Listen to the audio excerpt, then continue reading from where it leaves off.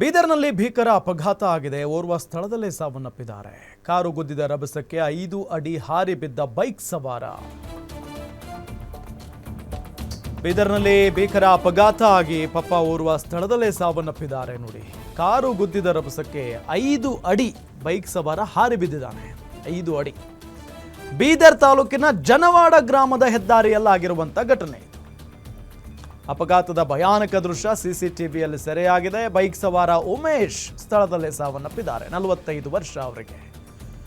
ಬೈಕ್ನಲ್ಲಿ ಮತ್ತೊಬ್ಬ ವ್ಯಕ್ತಿ ದಿಲೀಪ್ ಅನ್ನೋರಿದ್ರು. ಅವ್ರಿಗೂ ಕೂಡ ಗಂಭೀರವಾಗಿ ಗಾಯಗಳಾಗಿದೆ. ಅಪಘಾತದ ಬಳಿಕ ಕಾರು ಬಿಟ್ಟು ಪರಾರಿಯಾಗಿದ್ದಾನೆ ಚಾಲಕ.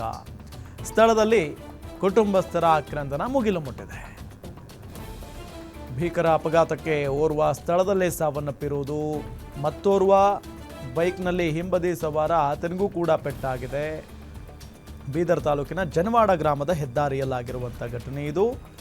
ಅಪಘಾತದ ಭಯಾನಕ ದೃಶ್ಯ ಸಿಸಿಟಿವಿಯಲ್ಲಿ ಸೆರೆಯಾಗಿದೆ. ಜೊತೆಗೆ ಈ ಕಾರು ಚಾಲಕ ಇದ್ದಾನಲ್ಲ, ಗುದ್ದಿ ಅಲ್ಲಿಂದ ಭಯಪಟ್ಟು ಎಸ್ಕೇಪ್ ಆಗಿರೋದು. ಅಯ್ಯಯ್ಯೋ, ನೋಡಿ ಅಪಘಾತದ ದೃಶ್ಯವನ್ನ ಎಷ್ಟು ಭಯಾನಕವಾಗಿದೆ ನೋಡಿ. ಅದು ಸೇಮ್ ಒಂದೇ ವೇಯಲ್ಲಿ ಹೋಗ್ತಾ ಇರ್ತಾರೆ. ಮುಂದೆ ಬೈಕ್ನ ಸವಾರರು ಇರ್ತಾರೆ, ಹಿಂದೆ ಕಾರು ಬರ್ತಾ ಇರುತ್ತೆ. ಬಹಳ ವೇಗವಾಗಿ ಬರ್ತಾ ಇದ್ದಂಥ ಕಾರು ಮುಂದೆ ಬರ್ತಾ ಇದ್ದಂಥ ಬೈಕ್ಗೆ ಹಿಂಬದಿಯಿಂದ ಗುದ್ದು ಬಿಡ್ತಾನೆ ಕಾರು ಚಾಲಕ.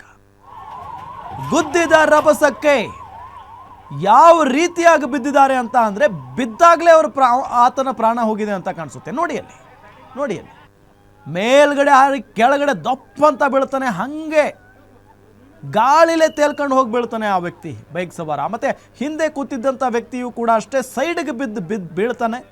ಆತನಿಗೆ ಗಂಭೀರವಾಗಿ ಗಾಯಗಳಾಗಿದೆ ಅನ್ನೋದು ಗೊತ್ತಾಗ್ತಾ ಇರುವಂಥ ಸಂಗತಿ.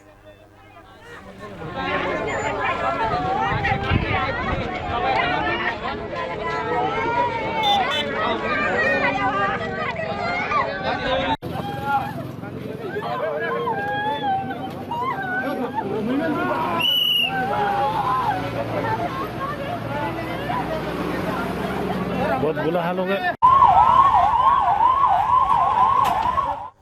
ಡೀಟೇಲ್ಸ್ ಕೊಡ್ತಾರೆ ನಮ್ಮ ಬೀದರ್ ರಿಪೋರ್ಟರ್ ಶಿವಯ್ಯ ಮಠಪತಿ ಸಂಪರ್ಕದಲ್ಲಿದ್ದಾರೆ.